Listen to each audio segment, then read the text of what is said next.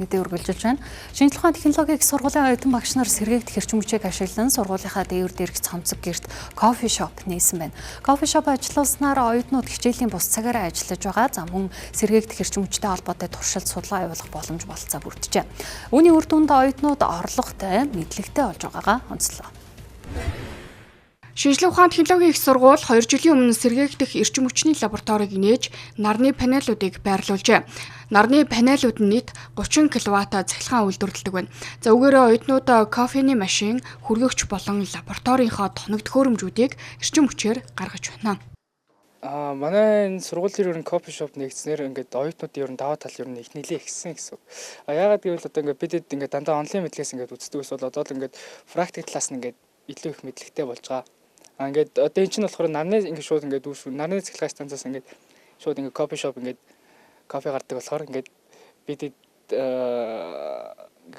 өөрсдөө ингээд шууд кофего хийж ингээд сурсан гэсэн үг. Одоо ингээд бид чинь ингээд цагийн ажлын кофе шопт ингээд цагийн ажиллаар ингээд ордог байсан бол ингээд өөрсдөө одоо ингээд практикаар ингээд давхар суралцаад кофего ажиллуулад ингээд өөрсдөө хариулав.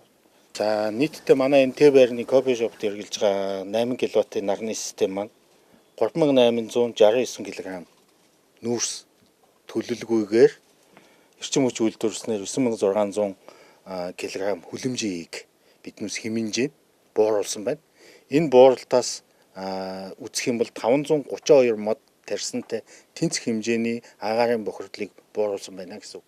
Энэ нь өөрөө биднээс нөгөө том зорилго тэрбум мод гэсэн зорилтод хүрэхэд бас технологийн шинжилт дэвшлэн биднээс том хүрэх зорилтын нэг хэсэг бас болж болох юм аа.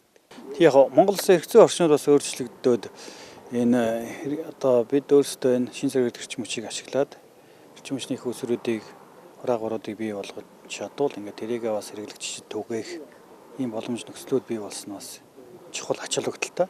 Тийм учраас бид бас эхний ээлжинд яг энэ дээр зөвхөн өөрсдөө энэ авийн хэрэгцээг хангах тийм ээ. Одоо эндээ бас давхар зөвхөн сургалт судалгаа хийгдгээс гадна бас жижигхэн кофе шоп маягаар оюутнууд багш нар орж бас хөнгөн сайлдаг тэрэнд нь хэрэгцээтэй эрчим хүчний хүсэг хүртлэндээ бас шийдээд байна. Тэгэхээр энэ бол ач холбогдолтой юм зүйлээ гэж ингэж бодож байна. Лабораторийн туршилтад судалгаа хийхэд зайлшгүй техник технологи түүхий эдийг худалдаа авах шаардлага хэрэгцээ гардаг. За тэгвэл шинжлэх ухааны технологийн их сургуулийн оюутнууд сэргээгдэх эрчим хүчээ ашиглан бичил бизнес эрхэлж сурч боловсрох үйлстэй зориулж байна. Үүнийг сургууль дэмжиж эрчим хүчний панелуудыг бусад салбартаа суурьшуулан сүүлийн үеийн судалгаа туршилтыг хийхээр төлөвлөж байна.